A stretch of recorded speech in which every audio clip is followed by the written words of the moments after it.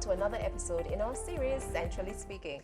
Centrally Speaking is the program that keeps you informed on the work and function of Bank of Jamaica, the country's central bank. I'm Anna. And I'm Sheena. Now we're well into the 5th season. A big shout out to all the viewers that join us every single week. Yes, we are here again, chilling at the offices of Bank of Jamaica. Good thinker, son, I thought I do, but not lie. But in today's episode, we are having a conversation with our friends from the Development Bank of Jamaica. But before we hear from our friends at DBJ, let's head to the streets.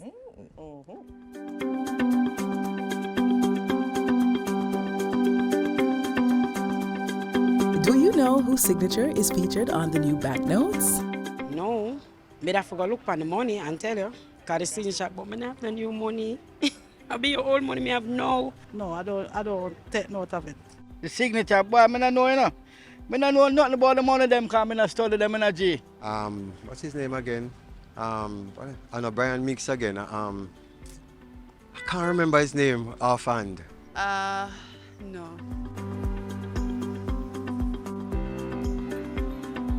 Signature? Well, I don't know. I didn't do much research on the new notes though. I don't like them. I prefer the old notes. Somebody at BOJ. Don't know that Governor General. Whoever is the person at BOJ. But I know it was Governor Wint at one time. I think that's his name. But I don't know currently who. No, the BOJ president. That's all? You know his name? No? The governor.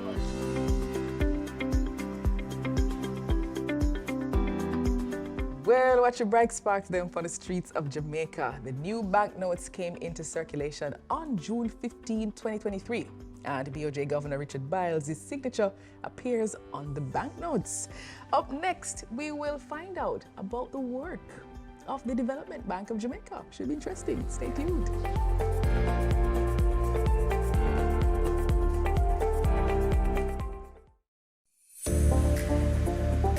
Introducing the new $2,000 note.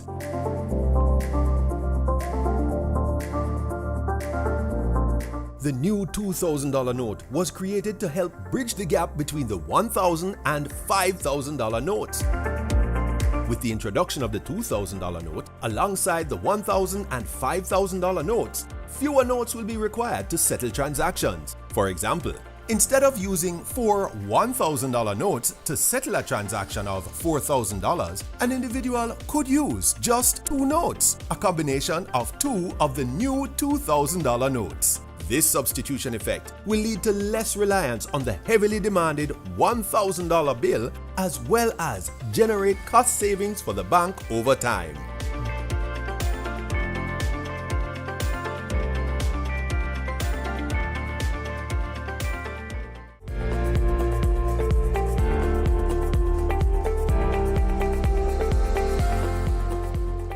Staying with us here on Centrally Speaking, we have with us from the Development Bank of Jamaica, Public-Private Partnerships and Privatization Division, Denise Arana, General Manager, and Nicola Russell, Manager. Ladies, welcome to Centrally Speaking. Thank you so much for having us here, Sheena. It's a pleasure to be here. Yes. Quite exciting to have the DBJ at the BOJ. I love that. Oh gosh, but let's get started. We're talking about DBJ's public-private partnerships. There's a lot of P's there. And privatization program. Yes, Denise, I think that's you. Yep, General for Manager, sure. you're going to break it down for us. For sure, for What sure. are the benefits? What are these programs, first of all, and how do they benefit the public? To help us all out, we like to abbreviate public-private partnerships and privatization, and we call them P4. So we call ourselves the P4 division. Okay. So let's start with the definition of privatization. Yeah. Privatization essentially is a transfer of either management control or ownership in a government asset to the private sector. And so the P4 program essentially enables private investment in the economy through ownership of government assets and also the provision of infrastructure and services to the people of Jamaica. So before you continue, assets meaning buildings, lands, businesses? Actually, operations, correct. Businesses, land, major infrastructure projects, roads, airports, The gamut, okay, right? cool. So the Those are government has assets. interests in many kinds of assets. Right. And so the program is very important to the government for economic development, Yes. right? We do have a significant impact on the economy. And that's why the government has always been very serious about the program. It approaches it very, programmatically. And we have a policy that governs how we do transactions, and that policy is approved by the government of Jamaica. In that policy, we also speak to the institutional arrangement. So there are a couple institutions that play a key role in the process, and so they're in that policy as well. The issue of, I think the government started probably in the 1980s, Yes. right? Privatizing, so Yes. it's not something that's particularly new. And in 1991, the government thought it important enough to give the responsibility for the program to one particular agency. So in 1991, that was the National Investment Bank of Jamaica. Yes. Okay, NIBJ. And NIBJ. Right. NIBJ. And so when the DBJ and the NIBJ merged in 2006, the DBJ became responsible for the program. And so we have a lot of work to be done. We have done a lot of work. And Anna, you asked about the benefits Yes. of transferring ownership or management responsibility. Right. I think I'd like to answer that in a couple of ways. So first, there are the financial benefits that are obvious for the government, right? And the context in which we operate, the reality is that the government of Jamaica does not have all the financial, and sometimes they call it the fiscal resources to do everything that they need to do for the people of Jamaica, right? And so it becomes very important for the government to manage the limited fiscal resources to deliver the best value. Yes. Okay, so here comes the P4 program. And so when the government sells assets, they get revenues coming in, and they can use those revenues in a couple of ways. Yeah. They can pay down debt. I'm sure you've heard the Minister of Finance speak about the very aggressive debt reduction program. Yes, right. The government can invest directly in public investments like roads, airports, infrastructure, absolutely. And they can also provide services to the people of Jamaica. I think another point that I really need to make here under the benefits, that there are some underperforming assets owned by government, right? Right. And so those present a drain on I spoke about the limited resources. Yes. So when the government transfers that asset to the private sector and gets revenues for that, then those are additional and revenues. save money too, the operational expense. Absolutely. So it's no maintaining longer these assets, it's no longer a drain. And what we have found traditionally is that the private parties, obviously they're bringing the capital, they have the money, they're bringing the expertise and the know-how to really change the landscape. And we have seen, recently I saw it in the news that Cayman Strack Limited, you all know Cayman Strack was losing money before, and the owners are now saying that they've turned the corner, they're now profitable, they've invested 3.6 billion. These are the things that make us happy, right? We're doing, this is what we live to do. Yes, so P4.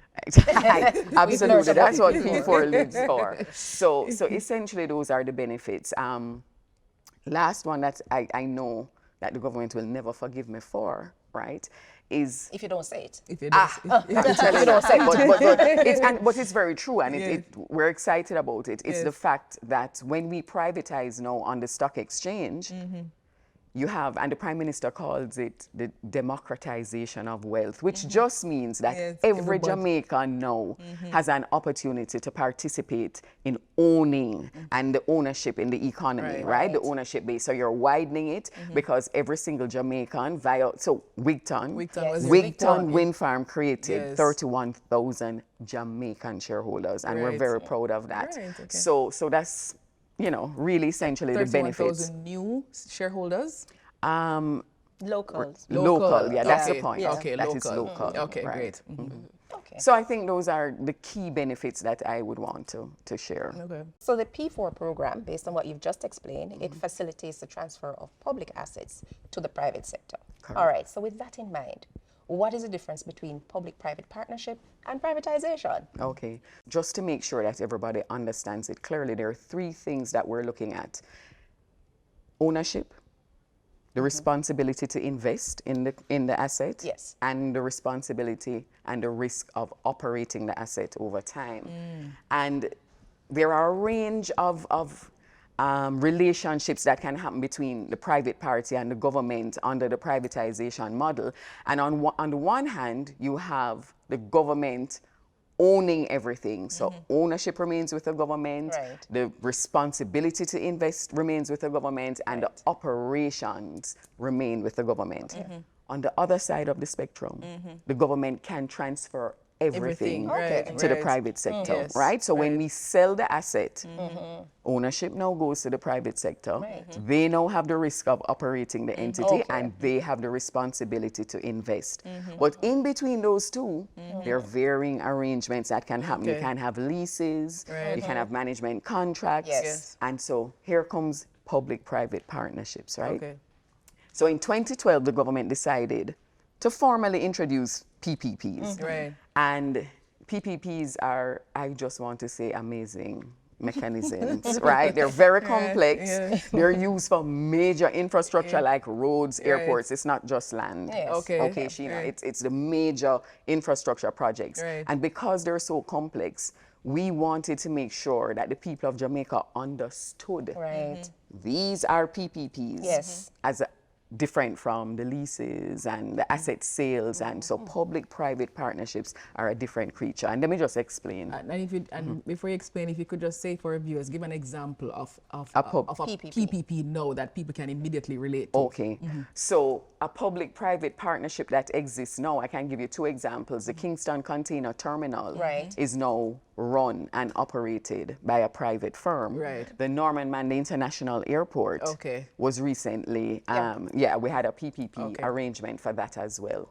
So in the PPP, and this is, I'm really just trying to break it down here. Yeah. A PPP really is just a long-term contract between the government and a private party to Right. deliver infrastructure. Right, okay. Basic. Simple as that. Simple. Sounds simple.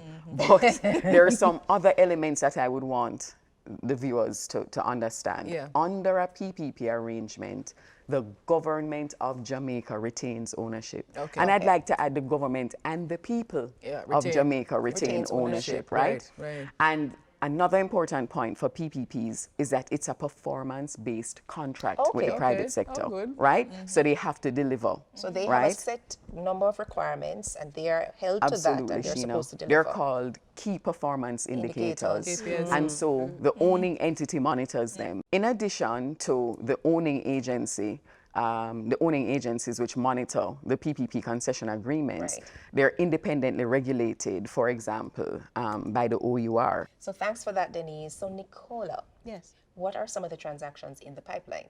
Okay, well, we have several transactions, both PPP and privatization. So we're working on the integrated solid waste management PPP transaction, the Soapberry wastewater treatment plant expansion and privatization. We're looking at courthouses with the Ministry of Justice for St. Catherine, St. Anne, and Mandeville. Oh. And these are for construction? And these are for PPP, so Okay. there would be new construction Okay. of courthouses. Okay. We're also looking at Nutrition Products Limited in terms of privatizing that, and we're looking at the Jamaica Mortgage Bank privatizing that via the stock exchange. So these are just a few. It's a good list, representing a lot of work. But if you can walk us through the process. Okay. You know, how does the government decide on which asset to privatize, and who does it choose? Right. What is the process in choosing the privatizee or the partner? There are 4 stages in the development of the privatization and PPP transaction. First one is the project identification stage. Right. So if the government is thinking about privatizing an asset, you would normally get cabinet approval of that. Yeah. The list can be generated from either the owning ministry, department, or agency, or it could be a part of the public sector rationalization program. But in any case, we need cabinet approval to authorize Right. the privatization. And then what is called an enterprise team is formed. It's a multi-stakeholder team, usually involving members from the Attorney General's chambers, Ministry of Finance, the owning ministry or agency, DBJ. So we form that team to spearhead the transaction. So it's clearly multi-stakeholder. So who monitors all those stakeholders in terms of keeping them abreast of what is happening at each interval? Right. So That's DBJ? Right. So DBJ, like Denise Okay. said, plays a coordinating role in the development of projects. So if Okay. it's privatization or PPP, then we play that coordinating roles, and then we have the enterprise team that oversees the project development process. Thank you so much Yes. for that. In view of what you have explained and what we have heard about privatization, that it takes a long process, I think I'm actually answering my question now. Why does it take so long? Have these checks and balances, and we have to do this, project development preparation process, which can take some time. And when you're engaging advisors, we have to follow the government's procurement guidelines, and so these things take time. And in terms of the multi-stakeholder process and getting the different approvals, they're going to take a little bit of time. So, and the more complex a transaction is the more stakeholders you have to deal with, and you have to ensure that you're getting what the government wants to achieve from the transaction. Briefly tell us, what are like 3 of the major decision-making factors that that the government considers when it says, okay, I'm going to privatize this asset? There are certain assets that the government will always say are strategic assets, right? And so they will never be privatized. So that's a consideration. Another consideration would be, particularly for infrastructure, the government looks at the infrastructure and says, okay, they do an assessment. Would that infrastructure be more efficiently developed under a contract with a private investor rather than with the government? So that's what's called a value for money analysis that's done at that time, right? Is it government or is it the private party? Which one will deliver more value? Right. So there is a perception, though, among many Jamaicans that privatization is just a nice word for, say, a gateway to friend and company and so on. How would you address that? Well, I'm happy for the opportunity to kill that right now, right? I'm very happy for the opportunity to deal with that here. And I've just described to you that the government goes through an intricate assessment process. So when you hear the term giwe, we're talking about that, right? It gives the impression that it's a kind of random action by the government and it's not well thought out and we're giving the assets away for less than what the true value is. And so the first thing I have to say is the process, the decision-making process is intense, right? So the government thinks about it carefully. The government also, one of the things that the government will take into consideration, and I said that there are some strategic assets, but the government knows that there are particular sentiments and national pride attached to, some of the assets. And so therefore, the government makes decisions around that. So the process is very robust. The second thing I would want to kill that perception is that... To change. Yeah, sorry. Let me be nice. To change that perception would be that the process itself is equitable, meaning every Jamaican has a chance. When we put out an RFP or request for proposals, the only thing that I would say to add to that is that the government requires specific skill sets depending on the assets that are out there. Now, Nicola would not bid on managing the Norman Manley International Airport, right? Because for the Norman Manley International Airport, first you have to have good money. I'm not saying that you don't need, but you have to have a lot of cash as the company. You would have had to run several airports before and you have the proven technology and the technical capacity to be able to run the airport successfully. The process is also very transparent. The DBJ has the policies listed on the website. We have all of the transactions that are being undertaken now in our program. You can go to the website and find that out. We have a very close relationship with the Integrity Commission. They are with us every single month and we provide information. And so the last myth that I would want to kind of change is this whole thing about foreign investors coming and getting on the assets, right? I deliberately looked at the 34 transactions that we've done since 2009. And over 70, I think it was about 75% of those assets were acquired by Jamaicans. Right. So it really is a myth. Tell us about the impact of public-private partnerships and also privatization on the economy. So if we just look at the statistics from 2009 till now, those 34 transactions. Which is not bad, actually. It is not. That's about 2 a year. Absolutely. Average, yeah. And you know, you heard the process. It takes a lot to get those 2 done, right? So we have transaction value. So for those 34 transactions, the value of those transactions amount to about 1.6 billion US dollars, right? And included in that figure, over 400 million, about 450 million US, represented direct revenues to the government of Jamaica. Meaning that those are sales. Sales. Right. Very good, Anna. Yeah. so those are actual sales, and revenue has, you know, come in. Right. And so I think that the impact is very significant. Another thing I want to mention is the sector impact. Yes. Those 34 transactions have spanned 8 or 9 sectors. So we're talking about agriculture, we're talking about tourism, we're talking about water and wastewater, airports, roads. So it's absolutely, so the impact is really, the scope is really wide. So we've touched almost every single sector in the economy. The privatization of the, I believe you probably mentioned it, or you probably mentioned it, the solid waste function. Just clarify for our viewers, does it mean that there will be no more NSWMA, or would there be a new entity managing solid waste across the country? So obviously the privatization of the solid waste management system, we're looking to improve the efficiency, right, of collections and also treatment. So we're considering sanitary landfills. The NSWMA now has 2 roles, which some people may figure or may think that it's conflicting, because you're the regulator, but you're also the operator of the system.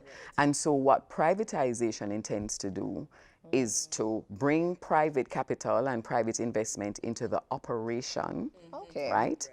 And the NSWMA will now have the sole purpose of regulation. So it's a more efficient. Separation. It's a separation, and that was mandated by cabinet. We're in the business case stage. So we're in stage 2. Right. Well, we've done a lot of work, and we're almost at the end of the business case stage, and so we will soon hopefully be getting cabinet approval of the structure to go to the market, because we do know that that is a very important and significant transaction for the people of Jamaica. For the persons who are watching, who have never heard about the Development Bank of Jamaica, don't know where it is, how can a curious viewer contact you and find out more, and especially about the projects that you are currently managing the privatization process for? Okay, well, you can just go on our website. Yes. That's www.dbankjm.com. You can also give us a call, 876-929-4000. Yes. And we have information on the website. So I would just say go there first and go on the PPP and privatization program. So we have the policies, and we have a wealth of information about, you know, past transactions, future transactions that we're working on. Okay. Yes. Ladies, thank you ever so much for such an insightful conversation. Yes. It was great. Thanks for giving us the opportunity to share and to dispel some of the myths that are out there about the program. We really do appreciate it. We were just speaking with Denise Arana, General Manager at the Development Bank of Jamaica, and Nicola Russell, Manager at that institution, both from the Public-Private Partnerships and Privatization Division of the DBJ. More Centrally Speaking after the break.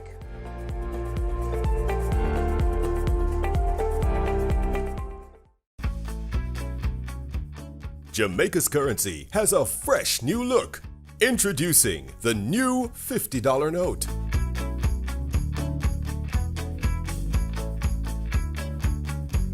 The new $100 note. The new $500 note. The new $1,000 note. The new $2,000 note. The new $5,000 note. Jamaica's new banknotes, modern, more secure, and made to last.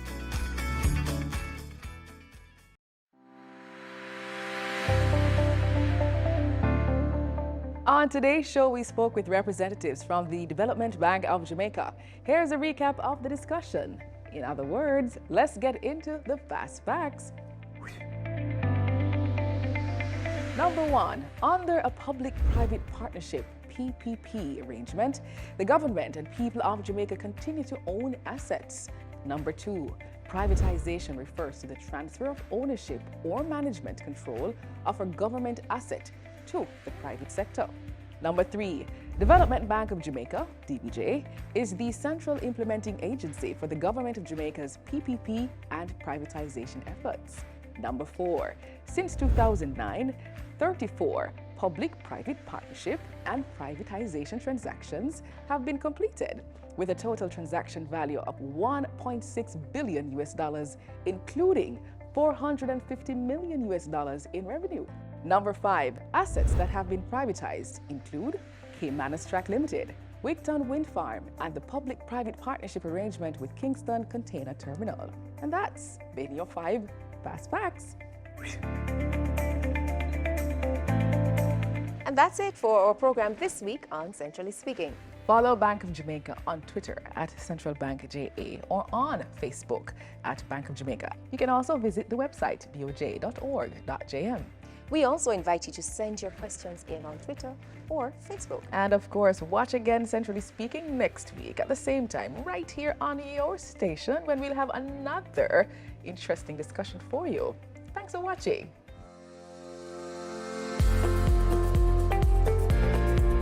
Centrally Speaking is a production of Bank of Jamaica.